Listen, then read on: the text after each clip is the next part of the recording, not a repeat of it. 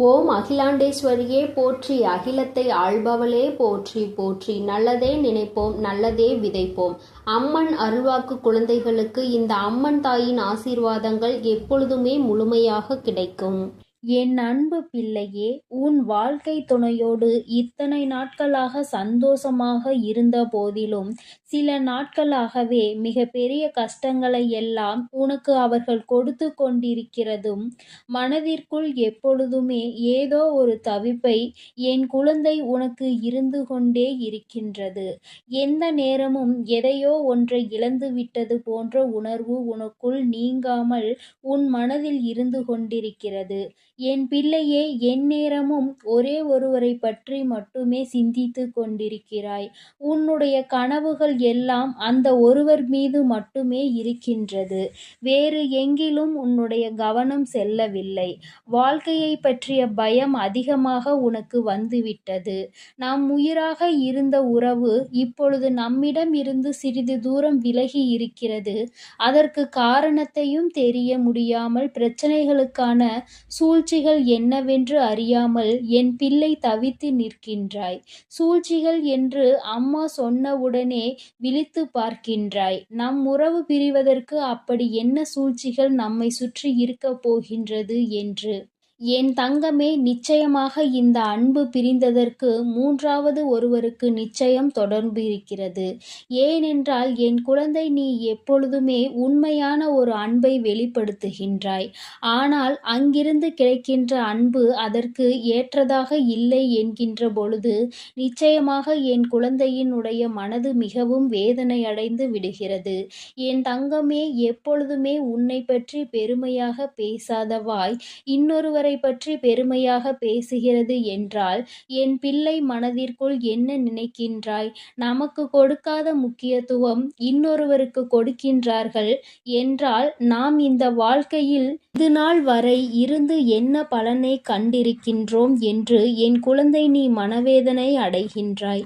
தங்கமே, இது போன்ற ஒரு சூழ்நிலை உன் வாழ்க்கையில் நடந்ததா என்று ஒருமுறை சிந்தித்து பார். இப்பொழுது அந்த உறவு உன்னை விட்டு பிரிந்ததற்கு இதுவும் ஒரு காரணம் என்றுதான் அம்மா சொல்கின்றேன்.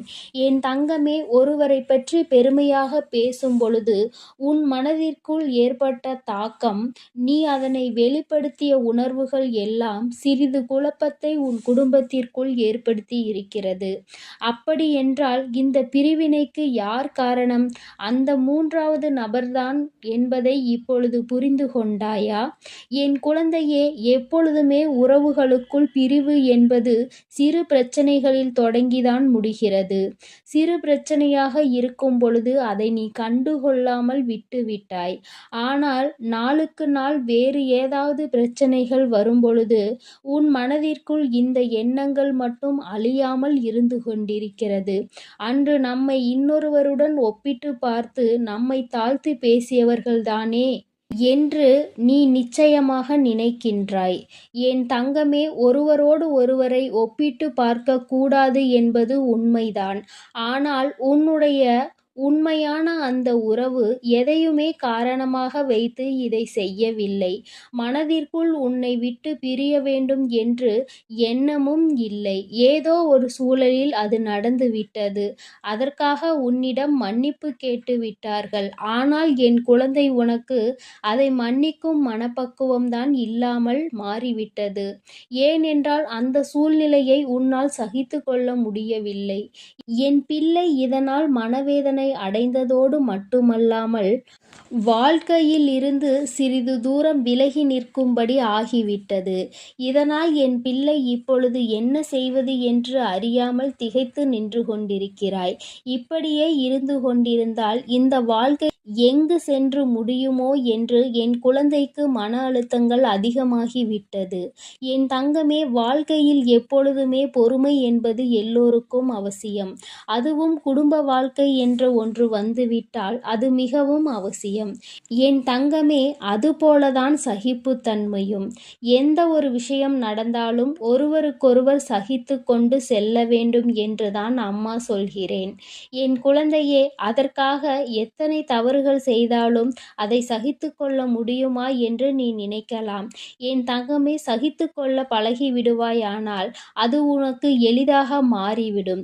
இப்படிதான் இருப்பேன் என்றால் நீ போட்டி போட்டுக்கொண்டு சண்டையிட்டு கொண்டு வந்து அந்த பிரச்சனைகளை நீ பெரிதாக்கிக் கொண்டே செல்கின்றாய். ஒரு முறை செய்த தவறுக்காக நீ பல தண்டனைகளை கொடுப்பாயானால் அது நிரந்தரமான தவறாக மாறிவிடும் என்பதை நீ மறந்துவிடாதே. என் தங்கமே, உதாரணத்திற்கு அம்மா உனக்கு ஒரு விஷயத்தை சொல்கிறேன். ஒரு கெட்ட பழக்கம் இருக்கிறது. அது இத்தனை நாட்கள் இல்லாமல் புதிதாக வந்திருக்கிறது என்றால் என் குழந்தை அதிலிருந்து மீட்டெடுக்கத்தான் நீ முயற்சி செய்ய வேண்டுமே தவிர மேலும் அதற்குள் கொண்டு தள்ளி விட்டுவிடக் கூடாது. நான் சொல்வதை நீ முழுமையாக கேட்டால் நிச்சயமாக உனக்கு புரியும். என் குழந்தை ஒரு விஷயத்தை செய்யும் பொழுது ஒன்று நீ அதை கண்டுகொள்ளாமல் இருக்க வேண்டும். இன்னொன்று தெரிந்ததை உணர்த்திவிட்டு ஒன்றும் சொல்லாமல் ஒதுங்கி நிற்க வேண்டும். தானாகவே மனமுகந்து நாம் இத்தனை தவறுகளை செய்துவிட்டோமே, நமக்கு அவர்கள் எந்த தண்டனையையும் கொடுக்கவில்லையே என்று நினைத்து மனம் திருந்தி அவர்களே உன்னை தேடி வருவார்கள். அதை விட்டுவிட்டு அதை நீ மிக பெரிய பிரச்சனையாக்கி உன் மனதையும் காயப்படுத்தி அவர்கள் மனதையும் காயப்படுத்தி எல்லோருக்கும் ஒரு சிறிய விஷயத்தை தெரியப்படுத்துவாயானால் அது சிறிய விஷயம் அல்ல, மிக பெரிய விஷயம் என்பதை நீ புரிந்து கொள்ள வேண்டும். 4 சுவர்களுக்குள் நடக்க இருக்கின்ற பிரச்சனையை எல்லோருக்கும் தெரியும்படி நீ செய்துவிட்டாய். ஆனால் நிச்சயமாக தவறு செய்தவர்களின் மனம் வேதனைப்படும். மீண்டும் இந்த தவறை செய்யக்கூடாது என்று ஒருபோதும் தோணாது. மீண்டும் மீண்டும் இதனை செய்ய வேண்டும் என்கின்ற எண்ணம் அவர்களுக்கு தானாகவே வந்துவிடும். இது மனிதனினுடைய இயல்பு என்பதை நீ புரிந்து கொள்ள வேண்டும். என் குழந்தையே, அம்மா சொல்வது உனக்கு புரியும் என்று நினைக்கின்றேன். தவறு செய்தால் அதை எப்படி எடுத்து சொல்ல வேண்டுமோ அப்படி எடுத்து சொல்லி அந்த பிரச்சனையை முடிக்கத்தான் பார்க்க வேண்டுமே தவிர ஒரு சிறிய தவறு செய்கிறவர்களை மிக பெரிய தவறு செய்கின்ற அளவிற்கு நீ தூண்டி விட்டு விடாதே என்றுதான் அம்மா உனக்கு சொல்கிறேன். என் தங்கமே, இதுவரை நடந்ததை எல்லாம் நடந்தவையாகவே இருக்கட்டும். பிரிவுகள் என்பது வந்துவிட்டால் சற்று தொலைவாக சென்று இருக்கின்ற உறவானது நிச்சயமாக மீண்டும் உன்னை தேடி வரத்தான் போகிறார்கள். என் குழந்தையே, இந்த பிரிவு நிரந்தரமானது அல்ல. நிச்சயமாக உன்னுடைய வாழ்க்கையில் மீண்டும் சந்தோஷமான சூழ்நிலை வரத்தான் போகிறது. உனக்கு துணையாக அதற்கு இந்த வராகி அம்மா நான் நின்று கொண்டு இருக்கிறேன் என்பதை என் பிள்ளை நீ மறந்து விடாதே. தாயானவள் நான் ஒருபோதும் இருக்கின்ற பிரச்சனைகளை நிரந்தரமாக வைக்க வேண்டும் என்று நினைப்பது கிடையாது. எல்லாம் சரியாகி நீ முன்னேற்றம் அடையும் போது உன் தாயை பற்றி நீ புரிந்து கொள்வாய். அம்மா நம் வாழ்க்கையில் எப்பேற்பட்ட சூழ்நிலைகளை எல்லாம் ஏற்படுத்தி கொடுத்திருக்கிறாள் என்று. எல்லாவற்றிலும் இருந்து உனக்கு அனுபவ பாடம் கிடைக்க வேண்டும் அல்லவா? உறவுகளை அத்தனை எளிதாக எண்ணிவிடக் கூடாது.